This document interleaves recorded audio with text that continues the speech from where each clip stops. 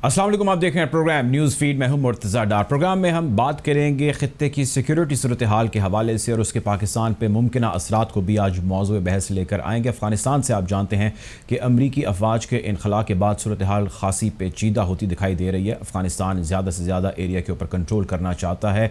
अफ़गानिस्तान हुकूमत से इस हवाले से कई उसकी झड़पें जारी हैं। बहुत सारे ऐसे शहर और कस्बे हैं जिस पर तालिबान जंगजू काबिज़ होने की कोशिश कर रहे हैं और उसमें ज़्यादातर एरियाज़ वो हैं जो ईरान बॉर्डर से मुतसिल और इसके साथ साथ ताजिकिस्तान के बॉर्डर से भी मुतसिल हैं। सारे कार्रवाई के अंदर 1000 से ज़ायद रिपोर्ट किए गए हैं अफ़गान फ़ौजी जो अफ़गानिस्तान छोड़ के जिन्होंने पनाह ताजिकिस्तान के अंदर भी ली। आज प्रोग्राम में मौज़ूए बहस अफ़गानिस्तान की अनसर्टन सिचुएशन को लेकर आएंगे और ये डिस्कस करेंगे, ये जानने की कोशिश करेंगे कि इसके असरात हमसाया ममालिक पर कितने, ख़ुसूसन पाकिस्तान पर। क्या पाकिस्तान मुतहम्मिल हो सकता है कि अगर तालिबान कोई भी ऐसी कार्रवाई पाकिस्तान में करना चाहते हैं किसी भी वजह से, तो उस पर पाकिस्तान की किस हद तक तैयारी है। दूसरी आज इस चीज़ पर बात करेंगे कि इस बिगड़ती सूरत हाल, इस अनरेस्ट का जो अफ़गानिस्तान के अंदर हो चुका है, उसका पाकिस्तान किस तरह तैयार करने, किस तरह उसका जो है वो जवाबी कार्रवाइयाँ उसके लिए तैयार है, जिसमें प्राइमरीली अफ़गान मुहाजिरीन की पाकिस्तान की जानिब मुमकिन पेश कदमी हो सकती है, जिसमें वो यहाँ पर आकर कोई पनाह लेकर या पाकिस्तान से कोई ऐसा शेल्टर लेकर कुछ अरसे के लिए क़याम की बातचीत करें। वो गवर्नमेंट लेवल पे हो सकती है, वो इंडिविजुअल लेवल पे हो सकती है, वो किसी ग्रुप के लेवल पर हो सकती है। और पाकिस्तान ने इस हवाले से नो तो कह दिया है। क्या पाकिस्तान का जो बॉर्डर अभी बाकी रह गया फेंस होने, क्या उसके ऊपर पाकिस्तान ने मुमकिन तौर पर उन तमाम खदशात को दूर कर लिया है जिन खदशात को सामने रखते हुए इंसर्जेंट्स या फिर अपना गुज़ीन पाकिस्तान की जानिब पेशकदमी कर सकते हैं। इसका सारे इस खित्ते के ऊपर क्या असर पड़ेगा, हमारी इकॉनमी पर क्या असर पड़ेगा, हमारा ह्यूमन रिसोर्स कितना इस पर केपेबल है, सिक्योरिटी फोर्सेस कितनी चाको चौबंद है, इसको भी आज के प्रोग्राम में जानने की कोशिश करेंगे। और थर्ड पार्टी इंटरवेंशन, जिसको तीसरा हाथ कहा जाता है, वो इसमें कितना एक रोल प्ले करने की कोशिश कर सकता है। गुफ्तगू का बाकायदा करते हैं, बढ़ते हैं अपने मेहमानों की जानिब। प्रोग्राम में हमें ज्वाइन कर रहे हैं जनरल रिटायर्ड अशरफ सलीम साहब, उनके साथ प्रोग्राम में हमें ज्वाइन कर रहे हैं सलीम साफ़ी साहब। Welcome to both of the guest. गुफ्तगू का आगाज़ आपसे करूँगा। सलीम साफ़ी साहब, आप माशाल्लाह बड़ी करीब से इन सारे मामलात को देख रहे हैं कई सालों से। ये बताइएगा कि हम मौज़ूए बहस लाएँ अफ़गानिस्तान की सिचुएशन और उसके पाकिस्तान पर मुमकिन असरात। एक ख्याल, एक तसव्वुर ये पाया जा रहा है, एक स्कूल ऑफ थॉट ये है कि अफ़गानिस्तान की अनसर्टेनिटी और अनरेस्ट पाकिस्तान में बहुत सारे असरात रखेगा, और अब अगर ऐसा है तो क्या हम उसकी तैयारी किए बैठे हैं? Your take on this sir. देखिए, इसमें तो कोई शक नहीं कि अफगानिस्तान के असरात से हम महफूज नहीं रह सकते। ये तो हमारे पॉलिटिकल लीडर्स भी कहते हैं, ये तो हमारे मिलिट्री लीडरशिप भी कहती है, ये तो इकबाल ने भी कहा था, और हम जैसे तालिब इल्म भी ये कहते हैं और ये हम रोज देखते भी हैं। और तो वहाँ पे अगर स्टेबिलिटी होगी तो पाकिस्तान पर उसके मस्बत असरात होंगे। वहाँ अगर तालिबानाइजेशन होगी तो पाकिस्तान में तालिबानाइजेशन आएगी। वहाँ पे अगर कुछ और होगा तो पाकिस्तान में कुछ और होगा। तो अभी तक आसार ऐसे नजर आ रहे हैं कि अफगानिस्तान में एक तरफ तो तालिबान को गलबा मिल रहा है और दूसरी तरफ जो वहाँ पे जंग होने जा रही है। तो ये दोनों शक्लों में ऑब्वियसली पाकिस्तान पे खाकम बदहान, लेकिन बहरहाल ये ऑब्वियस है कि वो दोनों तरह के असरात मुरतब होंगे। बाकी जहाँ तक तैयारी का मामला है तो मुझे कोई तैयारी नजर नहीं आती, क्योंकि आपको पता है कि इस वक्त तो मुल्क में जो हुकूमत है उनकी इस तरह की चीजें ना तो तजवीज़ात में शामिल है, ना उनकी अंडरस्टैंडिंग है, और ना उनकी कैपेसिटी है जो हमारी इस वक्त पीटीआई की हुकूमत है। मुमकिन तौर पर सलीम साहब क्या करना चाहिए था गवर्नमेंट को जो उसने नहीं किया? देखिए, पहला काम तो हमें ये करना चाहिए था कि पिछले 10-15 सालों में हमारी जो एक फ्लॉड और कंफ्यूजन पे मबनी पॉलिसी थी, वो पॉलिसी हमें नहीं रखनी चाहिए थी और उसको तब्दील करना चाहिए था।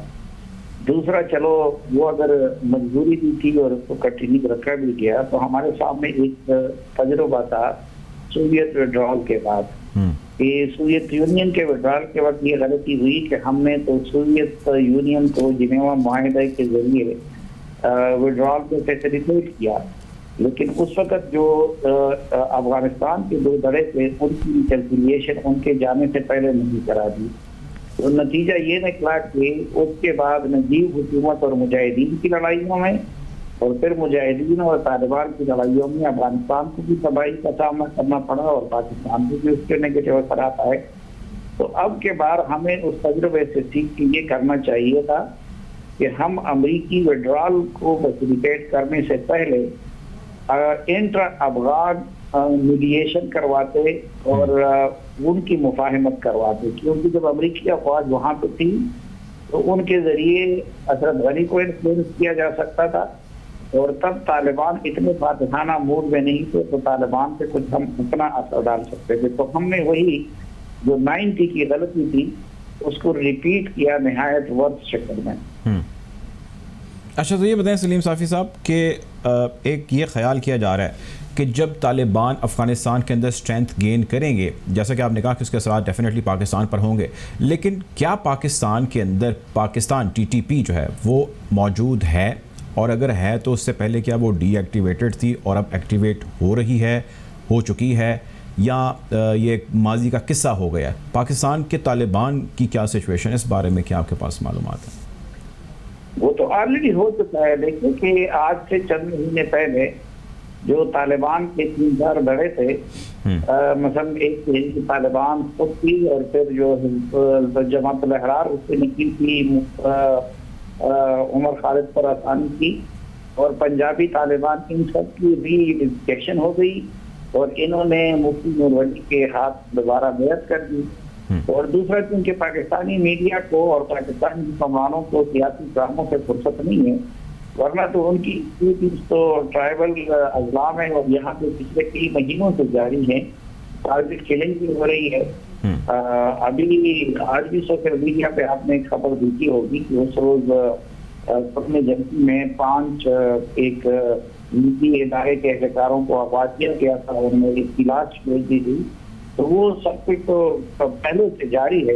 वो अलग बात है कि हमने आंखें चढ़ाई हुई है। दूसरी बात ये तो अब अगर TTP दोबारा वहाँ पे एक्टिव होता है तो पिछली मरतबा TTP की बुनियादी तौर पर कमर तोड़ी थी अमेरिका के ड्रोन हमलों में। आप देखिए बैतुल्लाह महसूद ड्रोन हमले में मारे गए, हकीमुल्लाह महसूद ड्रोन में मारे गए, फजलुल्लाह ड्रोन में मारे गए, कारी हुसैन ड्रोन में मारे गए। तो ये सारे लोग, तो अब तो अमेरिका के वो ड्रोन भी हमारे पास नहीं होंगे। और पिछले मरतबा अमेरिका और हम एक टाइप से किसी हद तक से उसकी हमें फैसिलिटेशन जारी थी। अब तो लगता है कि अमेरिका भी हम को सबक सिखाना चाहेगा। तो मेरे ख्याल में इस वक्त तो मुश्किलात हमारे लिए पहले से ज्यादा होंगी। और पहले जब उस वक्त 9/11 के बाद जब पाकिस्तान की फौज वहाँ पे गई तो ये PTM और इस तरह की तंजीमें वहाँ पे नहीं थी, बल्कि उनको पूरे कबायली इलाकों में हार कर मारे गए थे। लेकिन अब वहाँ पे PTM जैसी ऑर्गेनाइजेशन की पहले से स्टेट और स्टेट के इदारों की नफाज है, तो मेरे ख्याल में स्टेट की मुश्किलात इसी की तरफ ज्यादा होंगी। ठीक है। अच्छा सलीम साफ़ी साहब, एक और चीज़ BBC ने रिपोर्ट की, शायद आपकी नज़र से खबर गुजरी हो, 2-3 दिन पहले की है, कि तालिबान अफ़गान तालिबान के परचम लिए एक गिरोह जो है या एक जत्थे की सूरत में मोटरसाइकिल और गाड़ियों पे पेशावर की सड़कों पे लोग गश्त कर रहे थे या नारे जो है वो बुलंद कर रहे थे। उनके ख़िलाफ़ पुलिस हरकत में आई, एक्शन लिया और 2 गिरफ्तारियां हुई और एक मदरसे को भी गालिबन सील किया गया है। जैसा BBC रिपोर्ट कर रहा है, अगर इसको ऐसे ही तसव्वुर कर लिया जाए तो क्या इसका दूसरा मतलब ये है कि नॉट ओनली TTP एक्टिव जो तहरीक तालिबान पाकिस्तान है, बल्कि जो अफ़गानिस्तान के तालिबान हैं उनकी प्रेजेंस भी पाकिस्तान के अंदर मौजूद है, डायरेक्टली या इनडायरेक्टली? देखिए, एक तो ये होता है कि ये एक फितरी चीज है कि जिस नजरिए और अकीदे के हामिल लोग अगर किसी एक खित्ते में उनको फतह मिलती है तो दूसरी जगह पे भी उस तरह के नजरिया और अकीदा रखने वाले लोगों का मोरल बूस्ट होता है। पाकिस्तान में तो हमने ये भी देखा है कि तुर्की में नजमुद्दीन अरबकान इलेक्शन जीत लेता है तो इधर जमात इस्लामी जो है वो फतेह के जश्न मनाना शुरू कर देती है। और लास्ट टाइम भी ऐसा हुआ था कि जब अफगानिस्तान में तालिबान की हुकूमत आई थी तो पाकिस्तान में भी इस तरह के लोगों के मोरल बूस्ट हुए थे और बाज मजहबी जमातें तो छोड़ दें। एक बार तो मुझे याद पड़ता है कि बाजौड़ में जलसे से खिताब करते हुए नवाज शरीफ ने भी कहा था कि हम पाकिस्तान में तालिबान जैसा निजाम लाएंगे। तो एक तो वो इसी तौर पर मोरल तो बूस्ट होता ही है।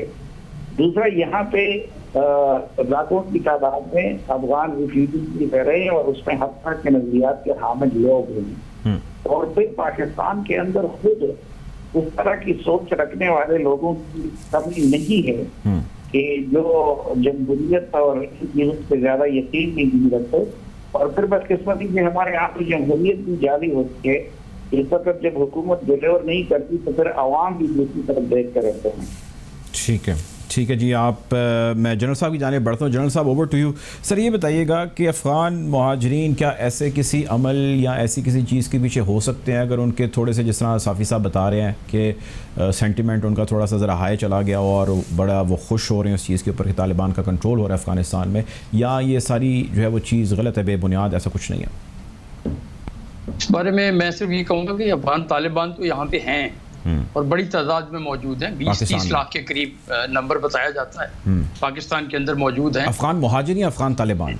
नहीं, अफ़गान की मैं बात कर रहा हूँ। अफ़गान मुहाजिरीन, सॉरी, मैं अगर अफ़गान तालिबान मैंने कहा, तो उन अफ़गान मुहाजिरीन के दरमियान तालिबान के सिंपथी रखने वाले हैं और उनका उनसे तल्लुक़ भी हो सकता है। और ये क्वाइट पॉसिबल है कि उन लोगों में जुबिलिएशन के तौर पे उन्होंने कोई झंडे मंडे लहराए होंगे, इसमें कोई शक नहीं है।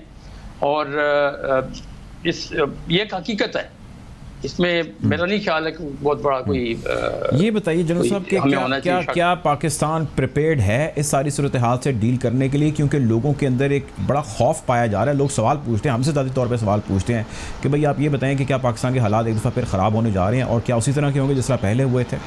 क्या कहेंगे आप? बात यह कि जहाँ तक तल्लुक़ है पाकिस्तान की मुश्किलात में अफ़गान सिचुएशन की वजह से इजाफा तो होगा, हुआ भी है और आइंदा भी होगा। बाकी जहाँ तक तल्लुक़ है हमारी प्रिपेयर्डनेस का, यकीनन हमारे यहाँ पुलिस की जो इस्लाहात आनी चाहिए थी वो नहीं हुई। गवर्नेंस के इश्यूज़ हैं हमारे यहाँ, फिर हमारे यहाँ जुडिशरी के बहुत सारे इशू, जिस तरह का इंसाफ, निज़ाम इंसाफ चाहिए ऐसी तंजीमों के साथ डील करने के लिए, वो निज़ाम इंसाफ भी मौजूद नहीं है। अब ये मसाइल हैं, लेकिन इसके बावजूद भी हमने पहले भी डील किया है इस चीज़ के साथ। बिल्कुल सलीम साफ़ी साहब ने बिल्कुल सही फरमाया कि उस वक़्त अमेरिकन ड्रोन सपोर्ट हमारे पास हासिल थी, लेकिन अब ड्रोन सपोर्ट हमारे पास अपनी है। अब ड्रोन हमारे पास अपने हैं, अगर ज़रूरत पड़े तो वो इस्तेमाल हो सकते हैं और हमारे लोग बड़े अच्छे ट्रेंड हैं इस मामले में, कोई ऐसा हमें कोई मसला नहीं है। मतलब ये है कि हम अपने मुल्क के अंदर उसी तरह जिस तरह पहले माजी में ऑपरेशंस किए गए, ऐसी कोई पॉसिबिलिटी हो सकती है कि दोबारा ऑपरेशन का आगाज़ किया जाए बेस्ड ऑन द फैक्ट्स जो वहाँ से निकलेंगे तालिबान की मौजूदगी और उनकी इंसर्जेंसी के? ऐसा ही है। देखिए, बात यह है कि मैं तालिबान की मौजूदगी की वजह से नहीं मैं कह सकता। टीटीपी एलिमेंट्स यहाँ पे ऑलरेडी मौजूद हैं और उनके खिलाफ पाकिस्तान आर्मी ने ऑपरेशंस किए हैं पहले भी, और अगर ज़रूरत पड़ेगी, अगर वो हमारे अमन को किसी की तरह का थ्रेट पेश करते हैं या कहीं पे वो ऐसी गलत कार्रवाइयाँ करती हैं जो मुल्क की मुफाद के खिलाफ होंगी, तो उनके खिलाफ ऑपरेट करना पड़ेगा। मेरा नहीं ख्याल, इसमें कोई शक होनी चाहिए हमें। और जो भी एलिमेंट्स है, पहले तो बात होती है कि पुलिस उनको सपोर्ट करती है, पुलिस इनको कंट्रोल करने की कोशिश करती है। फिर हमारे पास हमारी जो सिविल आर्म फोर्सेज हैं, लाइक FCs हैं, हमारी रेंजर्स हैं, ये लोग ऑपरेट करेंगे उनके खिलाफ, और अगर जरूरत पड़ेगी तो फौज भी ऑपरेट करेगी। इसमें हमें कोई शक नहीं होनी चाहिए। जो इंटरनल थ्रेट्स हैं, इस तरह के थ्रेट्स जो कि मिलिटेंट थ्रेट होते हैं, उनको डील करना भी फौज की जिम्मेदारी है। और अगर हुकूमत फौज को ऑर्डर देती है कि इनको डील करें, इनके साथ जाके इनका खात्मा किया जाए, तो फौज करेगी, उसमें कोई शक नहीं होना चाहिए। आपकी वैसे सर अपनी अंडरस्टैंडिंग क्या, माशाल्लाह आप बड़े जो है वो अहम मनसब पर भी रह चुके हैं, आपकी अपनी क्या कैलकुलेशन है कि पाकिस्तान के अपने अंदर हालात जो, जैसे कि आपने भी जिक्र किया कि वो डेफिनेटली हो सकता है कि ख़राब हों, वो किस हद तक ख़राब हो सकते हैं? क्या आपका तजुर्बा कहता है इस सारी सूरत हाल की सामने रखते हुए? अच्छा, मेरे ख्याल में कोई बहुत इमीडिएट नेचर का ये नहीं हो सकता कि हम कहें कि कल अगर तालिबान को फतह हो जाती है काबुल में और कंधार में, तो पाकिस्तान में फटाफट को यहाँ पे बगावत हो, ऐसी कोई बात नहीं है। नहीं, over a course of year भी हो जाए तो उसके दौरान भी जाहिर है कि मेरा नहीं ख्याल इतनी जल्दी, क्योंकि तालिबान के अपने बहुत मसाइल होंगे। तालिबान को बल्कि पाकिस्तान की मदद की ज़रूरत होगी, ख़ास तौर पे इकनॉमिक असिस्टेंस चाहिए होगी पाकिस्तान को, रिकन्स्ट्रक्शन में पाकिस्तान से बहुत मदद चाहिए होगी उनको। और पाकिस्तान का अपना इन्फ्लुएंस भी तालिबान के ऊपर उस लिहाज से इतना ज़रूर होगा कि पाकिस्तान उनसे कह सके कि भाई ये लोग आपसे सिंपैथी रखते हैं। या अब और जिस तरीके से अभी तक बयानात आ रहे हैं मेरे ख्याल में सुबह भी मैं सलीम साफ़ी साहब भी इंटरव्यू कर रहे थे, सोहेल शाहीन साहब जो तालिबान के जो उनके तर्जमान है उनका, तो बिल्कुल साफ कह रहे थे कि हम किसी किस्म की मुदाखलत अफगानिस्तान की सरजमीन से पाकिस्तान में नहीं करने देंगे। मेरा ख्याल में तालिबान इस बात को बिल्कुल इसके ऊपर कायम रहेंगे। ये बात तो समझ आ गई, लेकिन सवाल ये है, जैसा मैंने अपने इब्तदाई में भी कहा कि ये मुमकिनात में से क्या हो सकती है कि कोई थर्ड पार्टी इंटरवेंशन या कोई तीसरा हाथ हो। फॉर एग्जांपल इंडिया हमारा बड़ा जान का दुश्मन हुआ है, या बहुत सारे ऐसे भी धड़े हो सकते हैं जो सिचुएशन का फ़ायदा उठाते हुए इस सारी सिचुएशन को डिटेरियोरेट कर सकते हैं, उसको स्पार्क कर सकते हैं। तब where would we stand? We will react to that, we will nip them in the bud, there is no issue on that. ये बात कोई नहीं है कि हम उनके खिलाफ एक्शन नहीं लेंगे। अगर ऐसी कहीं पे ये एक्शन की कई सारी नेचर होती है, इंटेलिजेंस बेस्ड ऑपरेशन हो सकते हैं, इंटेलिजेंस मिलती है उनके खिलाफ फटाफट एक्शन किया जाएगा। मेरा नहीं ख्याल कि पाकिस्तान इस चीज़ को अफोर्ड कर सकता है कि उनको यहाँ पे कोई बड़े तादाद में बिल्टअप होने दे। इस चीज़ को बिल्कुल हमें क्लैरिटी है इसके ऊपर, और पाकिस्तान आर्मी, पाकिस्तान की आर्म्ड फोर्सेज उनके खिलाफ एक्ट करेंगी। हुकूमत भी ऑर्डर देगी, एक्ट करेंगी। हुकूमत को भी हक में यही है कि ऐसे एलिमेंट्स को ना बढ़ने दिया जाए यहाँ पे। और मेरा नहीं ख्याल है तालिबान उस पर कोई मसला नहीं क्रिएट करेंगे। मसला हो सकता है इंडिया की तरफ से, मसला हो सकता है और फोर्सेज हैं जो कि पाकिस्तान में ऑपरेट कर सकती हैं, उनकी तरफ से मसाइल होंगे। लेकिन पाकिस्तान अल्हम्दुलिल्लाह, पाकिस्तान आर्म्ड फोर्सेज की कैपेबिलिटी अब पहले से बहुत ज़्यादा बढ़ चुकी है, हर लिहाज से बढ़ चुकी है। और पाकिस्तान की, अगर हम सिर्फ ड्रोन की बात करते हैं, पाकिस्तान की अपनी ड्रोन कैपेबिलिटी तकरीबन उस हद तक है जो अमेरिकन यूज़ कर रहे थे। यहाँ पे जो पहला पुराना जो फाटा था वहाँ पे यूज़ होती थी, इस तरह की कैपेबिलिटी पाकिस्तान के पास मौजूद है। अब वो मसला नहीं रह गया पहले वाला, है ना जी। ठीक है, अच्छा सर, आखिरी सवाल आपसे ये मैं चाहता हूँ थोड़ा इसका तफसीली आंसर आप दीजिए। एक ख्याल ये पाया जाता है कि अमेरिका अफ़गानिस्तान से जो इनखला कर रहा है, इस इनखला में जो अनसर्टेनिटी है वो अमेरिका जानबूझ के रखना चाहता है। वो चाहता है कि अफ़गानिस्तान के अंदर जो है वो गैर मुस्तहकम गवर्नमेंट रहे, गैर मुस्तहकम निज़ाम रहे, अनसर्टेनिटी हो, ताकि उसके असरात पाकिस्तान पे हों, ईरान पे हों, जिसका इवेंचुअल डैमेज चाइना होगा। क्या ये तासुर दुरुस्त है या ये गलत है? और अगर ऐसा है तो इसमें इतनी हज़ार जाने, इतने billions and trillions of dollars के जो नुकसान तमाम ममालिक ने समेत अमेरिका के उठाए, वो सारी एक्सरसाइज का क्या यही हासिल था? मेरे ख्याल में ये फ़र्ज कर लेना कि अमेरिका की जो विथड्रॉल फोर्सेस का हुआ है अफगानिस्तान से, लेकिन अमेरिका इस खित्ते से नहीं गया है और ना जाएगा, क्योंकि ये खित्ता किसी भी सुपर पावर के लिए बहुत अहम खित्ता है। खा वो अफगानिस्तान हो, सेंट्रल एशिया हो, साउथ एशिया हो, या मिडल ईस्ट का एरिया है, जो सारे आपस में मिलते जुलते एरिया साथ लगते हैं एक दूसरे के एरिया। और Pakistan happens to be at the centre of all these areas. South Asia में भी शामिल हैं हम, आप सेंट्रल एशिया में भी कह सकते हैं हमारा बहुत ज़्यादा रोल है, अफगानिस्तान के साथ लगते हैं हम, ईरान हमारा नेबर है, चाइना हमारा नेबर है। तो अमेरिका यहाँ से गया नहीं है। अमेरिका किसी ना किसी तौर पे for times to come Afghanistan में अपना इन्फ्लुएंस जाहिर करता रहेगा। मसलन उन्होंने वहाँ पे दाइश की हमने बात सुनी, बहुत सारे इल्ज़ामात भी लगे अमेरिका के ऊपर। अमेरिका ने दाइश को हेलीकॉप्टर्स फ्राहम की, आगे पीछे उनकी मूवमेंट में, लॉजिस्टिक्स में आसानी फ्राहम की। इसी तरीके से बहुत ज़्यादा कॉन्ट्रैक्टर्स वहाँ पे छोड़े गए हैं। कोई ब्लैक वाटर की बात की जा रही है, जो अमेरिकन ने जो ट्रेन की, कोई 2 लाख के करीब, जो 2 लाख से ज़्यादा बल्कि अफगान फोर्सेस जो ट्रेन हुई, उनको इंडियन इंस्ट्रक्टर्स, अमेरिकन इंस्ट्रक्टर, ये लोग ट्रेन करते रहे। तो ये लोग भी जब ये जो भाग रहे हैं, या कुछ लोग तो हथियार डाल रहे हैं, कुछ जाके ऊपर को सेंट्रल एशिया में जा रहे हैं, कुछ लोग ऐसे भी होंगे जो कि वारलॉर्ड्स को जाके साथ मिल जाते हैं। तो मकसद ये है कि ये लड़ाई ऐसी लड़ाई है कि बहुत जल्दी हम नहीं एक्सपेक्ट करते ये ख़त्म हो जाएगी। अभी आपने रिसेंटली देखा है, इंडिया के प्लेन्स गए हैं काबुल में और कंधार में, वहाँ पे 122 मिलीमीटर गन्स का वहाँ पे एमुनिशन उनको दे के आ रहे हैं। अब ये एमुनिशन किस लिए दिया जा रहा है? ताकि काबुल और कंधार की जो अपनी डिफेंस है उनका, उसको मजबूत करें वो, और वो लोग देर तक तालिबान को मत आने दे वहाँ पे। इनका मकसद यही है। और मेरे ख्याल में ये मामला इतना सीधा साधा नहीं कि बहुत जल्दी हल हो जाएगा। हम ये फ़र्ज कर लें कि तालिबान कल उसके ऊपर आके कब्जा कर लेंगे, तालिबान को इस पर बहुत मेहनत करनी पड़ेगी। और इंसिडेंटली तालिबान की स्ट्रैटेजी इस दफ़ा बड़ी अच्छी स्ट्रेटजी वो फॉलो कर रहे हैं, अगर मैं उसको मिलिट्री पॉइंट ऑफ व्यू से देखूं, कि पहले वो सराउंडिंग्स में उसको करना चाहते हैं, जो छोटे शहर हैं, छोटी जगह हैं, कम्युनिकेशन इंफ्रास्ट्रक्चर है, को ज्यादा सिक्योर कर रहे हैं वो लोग। जी, बॉर्डर एरियाज को भी सिक्योर कर रहे हैं, मुल्क के अंदर भी उन एरियाज को सिक्योर कर रहे हैं जहां से उनको अल्टीमेटली काबुल और कंधार को लेने में आसानी पैदा हो। तो ये उनकी स्ट्रैटेजी है, और इसमें मेरे ख्याल में दूसरा उनकी स्ट्रैटेजी ये भी है कि वो बातचीत से मसला हल करते हैं, जो जहां पे भी हो जाते हैं हमला भी करते हैं, लेकिन एट द सेम टाइम कोशिश करते हैं कि बातचीत से मसला हो जाए, और इसी वजह से बहुत सारे लोग उनको सरेंडर भी कर रहे हैं, वेपन अपने उनको दे रहे हैं। बिल्कुल ठीक है, बिल्कुल ठीक है, ये बात है जी। बिल्कुल ठीक है, बहुत शुक्रिया जी। प्रोग्राम में हमारे साथ मौजूद थे जनरल रिटायर्ड अशरफ सलीम साहब, सलीम साफ़ी साहब ने भी प्रोग्राम में ज्वाइन किया था। आप दोनों का बहुत शुक्रिया। प्रोग्राम में वक्त हो चाहता है एक ब्रेक का, ब्रेक की जाने पड़ेंगे।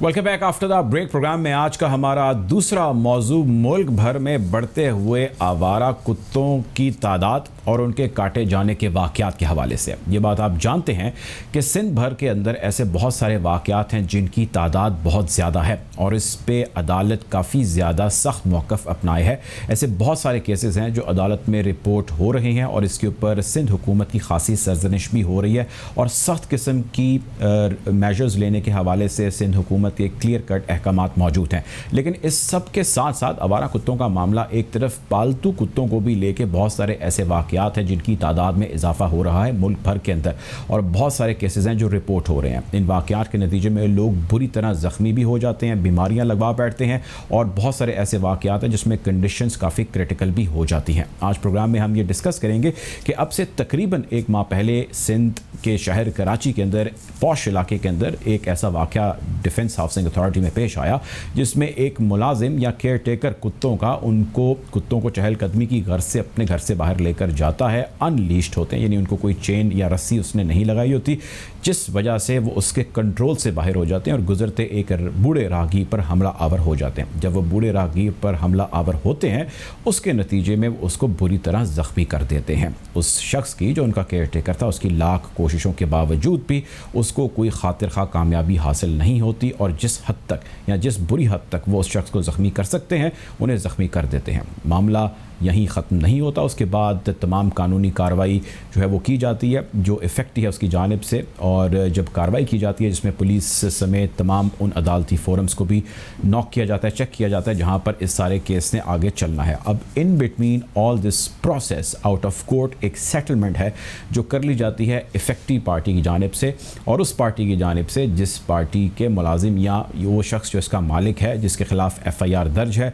जिसके ऊपर बहुत सारे एलिगेशन हैं, में irresponsible behaviour one of the most या one of the big allegation है जो लगाया जाता है।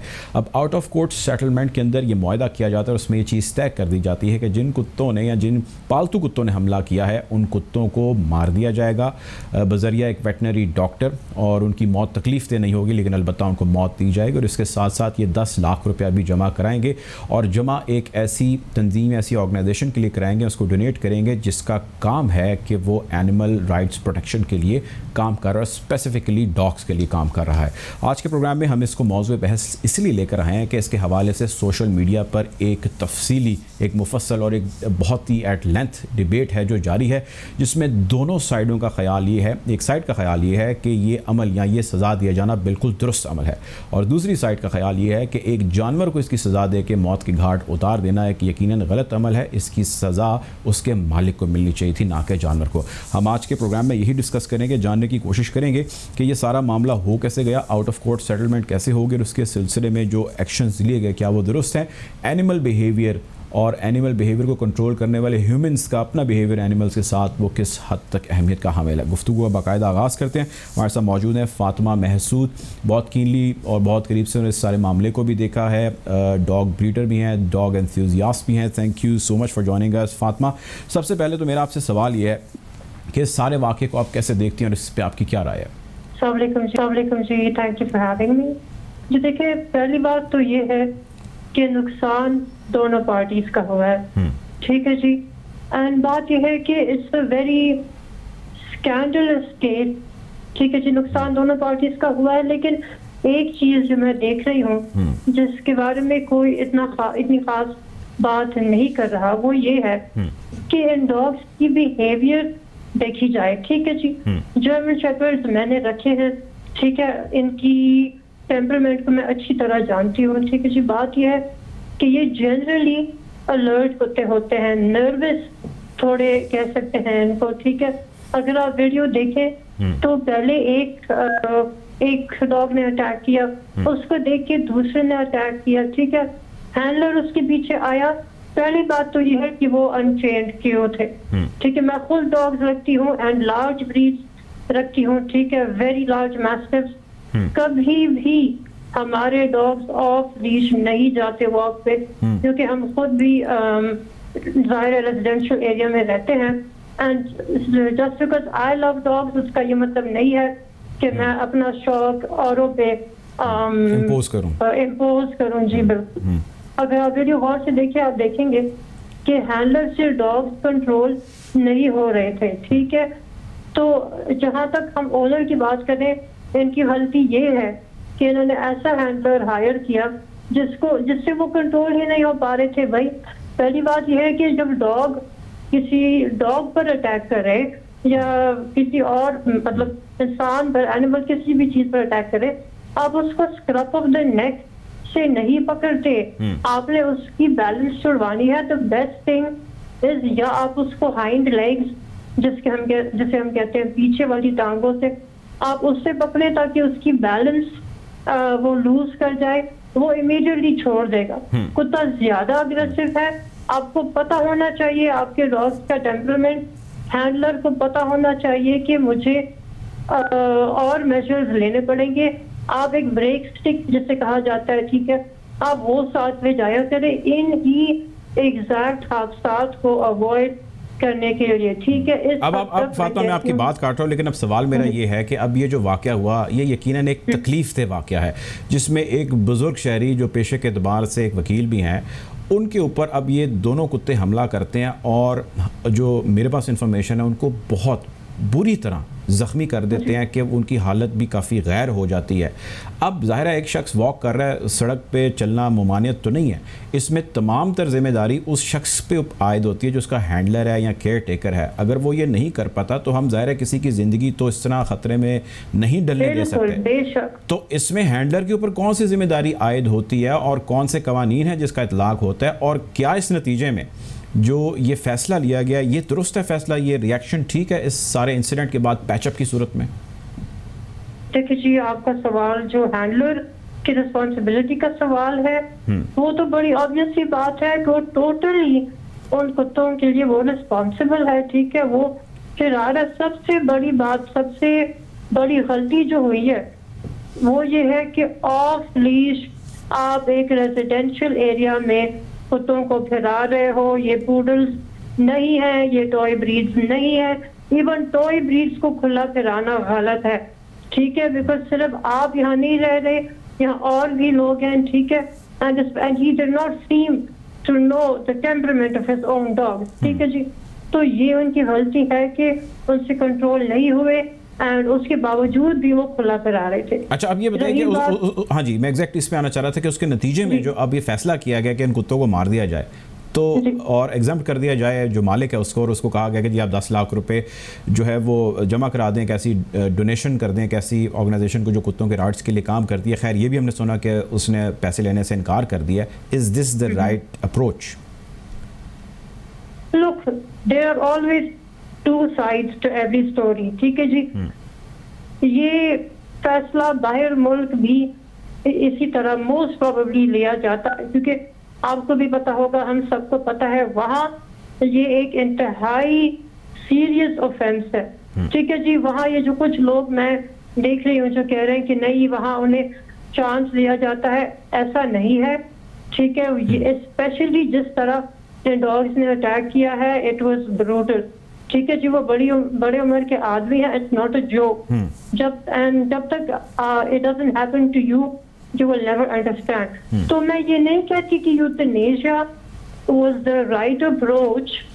मैं खुद डॉग लवर हूँ जी, मैं तो कहती हूँ कि इससे बड़ी सजा ओनर के लिए क्या होगी कि उनके पालतू कुत्तों को मार दिया गया। ये मैं ऑनेस्टली ये एक इंतहाई अफसोसनाक वाकया है, and I can't give you a yes और नो आंसर, क्योंकि मेरा अपना भी दिल कहता है कि बेजुबान थे, इस तरह नहीं होना चाहिए था, यूथनाइज नहीं करना चाहिए था। लेकिन अगर मैं अपने आप को उन विक्टिम के सिचुएशन में डालूं तो मैं बेशक मैं ये ना कहती कि इन्हें यूथनाइज करें, लेकिन आई थिंक कि उनका ये देयर रिएक्शन वाज जस्टिफाइड।